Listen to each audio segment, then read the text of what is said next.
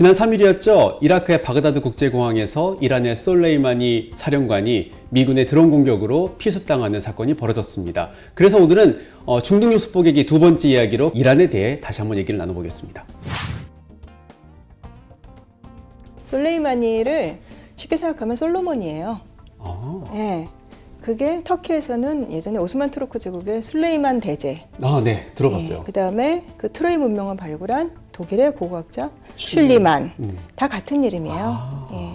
이스라엘에서는 솔로몬이라고 부르고 너무 어렵게 생각하실 필요 없고요. 그럼 솔레이마니는 어떤 사람이에요? 어떤 사람이길래 이렇게 세계가 난리를 치고 있느냐? 대체 어떤 인물이냐? 이거를 설명하기 전에 이란은 그 1979년 이슬람 혁명이 일어나서 그 왕정이 무너지고 이슬람 공화국 체제가 형성된 다음에 당연히 군대를 재편을 했습니다. 근데 이란의 군대가 여러 축으로 되어 있어요. 우리가 생각하는 군대 체계랑 좀 달라요. 이 혁명을 수호한다, 이슬람 혁명 체제를 지킨다라는 생각을 갖고 있기 때문에 단순히 외적만을 상대하는 군대는 아니에요. 중요한 것이 이 고드스라는 겁니다. 이 고드스라는 것이 일종의 특수부대 성격인데 이게 알쿠드스라 그래서 그러니까 아랍 쪽에서 예루살렘을 가리키는 말이에요. 근데 그건 이제 이란식 발음으로 하면 고드스가 되는데 이 고드스가 하는 일은 뭐냐? 사실 이란이 대외적으로 이렇게 전쟁을 치려고 한 거는 이라크가 80년대 침공했을 때 말고는 없었어요. 근데 오랫동안 없었는데 이 고드스가 하는 역할은 비재래식 전쟁, 그다음에 정보작전, 그다음에 비국가 행위자들이라 그래서 예를 들면 그 이란과 친한 그 레바논의 무장 조직 헤즈볼라라든가 팔레스타인 가자 지구의 하마스라든가 이런 조직들을 관리하고 지원하는 거. 그러면 국가 간의 외교는 당연히 외교부에서 하는 거고 이 국가 상대가 아닌 다른 파트너들을 상대로 하는 역할, 한마디로 대외 작전을 총괄하는 게 이 고드스였던 거예요. 그리고 솔레이만이라는 사람은 그 고드스의 사령관이었습니다. 예전에는 그 외신들에서 이 사람을 서방 언론에서 뭐 다크나이트, 뭐 그림자 사령관 이렇게 불렀었어요. 당연히 대외 작전을 몰래 하고 있었기 때문에 외교적으로 알려지거나 이렇게 국제 무대에 얼굴을 들이밀 필요가 없는 사람이에요. 그런데 시리아 내전을 거치면서 이 사람이 굉장히 많이 노출이 됐어요. 그러니까 이라크에서 이제 IS 이슬람 국가랑 싸우는데 이라크 군대가 굉장히 힘이 없어요. 왜냐하면 미국이 2003년 이라크를 점령한 다음에 이라크 군을 없앴어요. 사담 후세인 시절에 군대를. 그러면서 이라크는 굉장히 힘이 약해졌고 그러다 보니까 이라크의 정규군이라기보다는 뭐 치안 부대, 그다음에 시아파 민병대, 쿠르드 군대 이렇게 좀 조각조각 나눠진 단위들이 IS와 싸워야 되는 상황이 됐던 거예요. 시리아에서도 마찬가지였고 이게 곳곳에서 비슷한 국면이 벌어졌는데 그때 이 부대들을 지원하고 조언을 해주고 지원을 해주는 역할을 한 사람이 바로 솔레이만이었던 거예요. 그러면서 이란이 굉장히 여러 곳으로 팽창을 했죠. 그러니까 눈에 드러나지 않게 동쪽의 이 아시아의 복판에 있는 이란에서부터 서쪽으로 가면서 이라크, 시리아, 레바논, 그 밑에 남쪽의 이스라엘까지 이렇게 지중해 연안까지 이렇게 쭉 이어져 있는데 이 일대를 전부 다 솔레이마니가 개입을 하면서 관리를 했던 거예요. 이라크가 지금 굉장히 중요한 위치인 게 이란 옆에 있는 나라이고 또 중동의 복판에 있죠. 근데 이라크에서 사담 후세인 시절에는 사실 종교라는 것도 별로 의미가 없었고 그러니까 세속주의, 약간 아랍 사회주의 스타일의 그러니까 군부 독재 정권이었기 때문에 종교가 의미가 없었는데 이거를 미국이 다 무너뜨렸죠. 그러면서 이라크에서는 이제 새로운 정부를 이제 민선 정부를 구성하고 민주화 절차를 밟아 나갑니다. 근데 이 이슬람에 우리가 시아파, 순니파 그러잖아요. 이 중동으로만 보면은 아랍국들은 거의 다 순니파고요. 이란이 이제 아랍이 아닌 페르시아인데 이란이 시아파죠. 그런데 이라크란 나라는 인구 구조상 한 40대 60 정도, 대략적으로 말하자면 순니파가 한 40% 정도, 시아파가 60% 정도 됩니다. 시아파가 훨씬 좀 많은 편이에요. 예, 많은 편인데 그게 민선 정부를 한다고 하면 이제 유권자들이 표로 선택을 하는데 이때 미국이 이라크가 갈라지는 걸 막기 위해서 권력을 분점하는 체제를 만들었어요. 북부의 쿠르드족, 그 다음에 아랍계 중에서는 시아파, 순니파 이렇게 세 가지 세력이 그러니까 종파와 종족에 따른 3대 진영이 권력을 나눠 갖는 형태를 만들었어요. 그런데 표를 계산을 하면은 시아파가 이기죠. 그렇게 해서 뭐 총리는 실권을 가진 총리는 시아파가 잡고 그다음에 쿠르드가 대통령을 맡고 뭐 이런 식의 구도를 만들었는데 초창기에 이 시아파 정치 지도자들은 후세인 시절에는 이제 탄압을 받았기 때문에 이란에 망명했거나 이란에 은신했거나 뭐 이란의 도움을 받았던 사람들이 많았어요.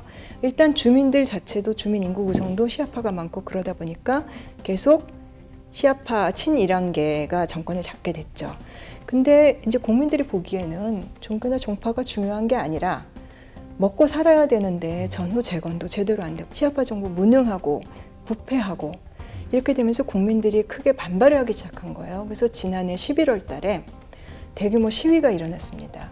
근데 그 시민들이 이란의 입김, 저 무능한 정부를 지탱해주고 있는 이란의 개입 이제 더 이상 못 참겠다.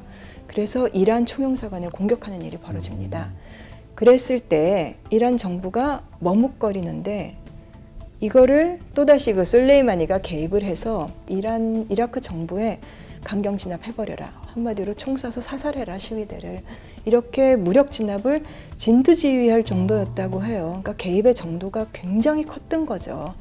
그러는 과정에서 뭐 시아파 친이란계 민병대가 뭐 미국 관련 시설을 공격하는 일이 벌어졌고 미국인이 숨지는 일이 생겼고 이때다 하고 이제 미국은 솔레이마니 제거 작전에 들어간 겁니다. 이라크에서 반이란 감정이 고조되고 있는 시점에 미국이 무언가를 좀 다른 방식으로 갔다라면은 미국 입장에서 유리한 국면이 될 수도 있었는데 결국 지금 미국은 이 사건 때문에 이라크를 완전히 반이란 감정을 반미 감정으로 지금 바꿔버린 역효과가 났는데 이 이란과 미국의 긴장 관계 속에서 중동 영내 긴장을 급격하게 고조시킬 수 있는 행위를 했다는 거.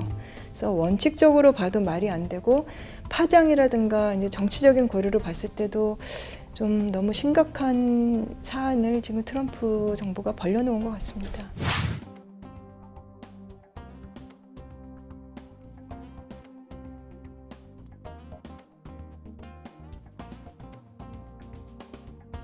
All of our soldiers are safe and only minimal damage was sustained at our military bases.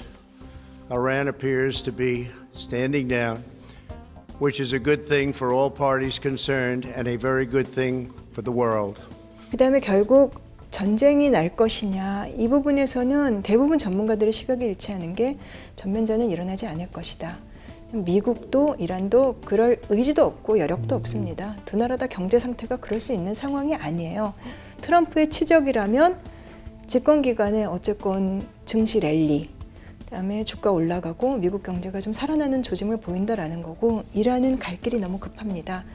2015년 핵 합의를 한 다음에 약간 그래도 제재가 풀릴 기미를 보이면서 경제를 재건하려는 움직임이 있었고 러시아, 중국하고 이제 경제 협력 많이 하고 이란 그 일본이나 유럽 기업들도 많이 좀 들어가 있고 그랬는데 트럼프 정부가 일방적으로 핵 합의를 파기하면서 지금 교착 상태에 있기는 하지만 어쨌건 이란은 재건의 불씨를 잡아야 돼요.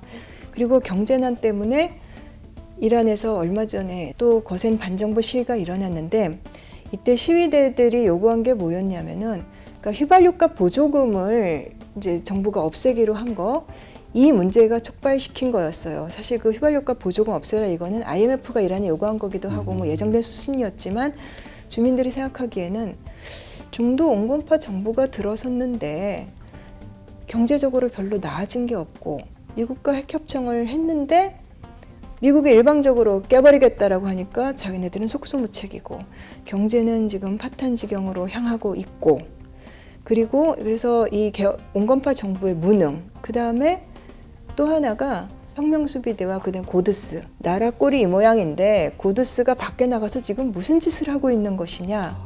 지금 왜 대체 솔레이마니와 고드스는 지금 우리 살 길도 바쁜데 왜 그런 데 가서 엄한 짓을 하고 있느냐라고 실제로 그런 여론이 많았어요. 그게 보수파들은 솔레이마니를 좋아하고 인기가 있었을지 모르지만 이란은 그 선거로 정권을 교체하는 나라입니다. 어느 정도의 그 민주성이 보장돼 있는 나라예요. 걸프의 뭐 사우디아라비아 같은 전제 왕정 국가들하고는 다릅니다. 상당수의 유권자들이 보기에 이게 지금 빨리 경제를 살려야 될 판에 없는 자원을 가지고 밖에 나가서 군사작전을 하는 게 말이 되느냐라는 여론이 굉장히 강했고 솔레이마니의 인기만큼이나 사실은 그보다 더 반발도 심했던 거죠. 이제 그런 상황이어서 이란의 보수파들도 움직이기가 일사불란하게 움직일 수 있는 상황은 아니에요. 이란이 무슨 이렇게 강력하게 이렇게 미국에 맞서서 응전을 하겠다. 말로는 그렇게 하고 있죠. 그렇지만 갈 길이 멀고 이제 경제력도 안 되고 아마 이렇게 전면적으로 나서지는 않을 겁니다. 그러면 어떤 방식으로 이란이 대응을 할까요? 아마도 다시 또 이란이 아닌 이란 밖에서 미국과 이란의 모종의 충돌이 이렇게 소규모라도 일어나지 않을까. 그래서 주시해봐야 되는 곳이 역시 이라크와 그다음에 뭐 레바논 같은 것들, 이곳들이 계속해서 지금 친이란계와 그다음에 반이란 감정이 맞부딪히고 있는 지역들이에요. 아주 미묘한 시점이에요. 그래서 지금 보면은 외신 사진을 보면은 이란에서 솔레이마니를 애도하는 뭐 추모 집회라든가 행렬 이런 사진들이 들어오는 건 당연한데 이라크에서 궁지에 몰렸던 친이란계 민병대들 지금 다 살아났어요. 왜냐하면 솔레이마니가 죽을 때 그 미군이 드론 보내서 작전하면서 이라크의 친이란계 민병대 부사령관도 같이 죽었어요. 그 자리에서. 그다음에 레바논 역시 친이란계 헤즈볼라라는 무장 조직이 있고 시민들의 반이란 감정이 고조돼서 시위가 벌어지고 있던 상황이었는데 이렇게 되면서 다들 그 레바논 수도 베이루트의 도심에 솔레이마니의 대형 사진이 걸리고 추모 집회가 열리고 지금 이렇게 지금 국면을 미국이 한마디로 부작용을 엄청나게 불러일으켰어요. 그래서 이런 곳들에서 소규모라도 그런 무장 조직들의 미국 시설 공격 같은 게 일어날 수 있죠. 이라크에서는 이미 시작이 됐고요. 그 예멘의 후티 반군이라든가 이런 데가 다시 또 뭐 미국과 친한 사우디를 위협할 수도 있고 그 다음에 또 하나 우리가 참 주시해봐야 될 것이 호르무즈 해협이죠. 아시다시피 한국 정부도 미국으로부터 그 호르무즈에 파병해달라는 요청을 받은 상태고 또 우리 입장에서는 거기가 워낙에 중요한 석유 수송로이기 때문에 주시할 수밖에 없는 건데 그 호르무즈 해협의 긴장은 많이 높아질 것 같습니다. 그래서 우리도 많이 고민을 해야 될 것 같아요. 여러 가지 이제 정치적 고려 때문에 우리 호르무즈에 뭐 청해부대를 재배치한다 이런 거를 정부가 고려를 하고 있었는데 지금 상황은 굉장히 위험할 수 있는 상황인 것 같습니다.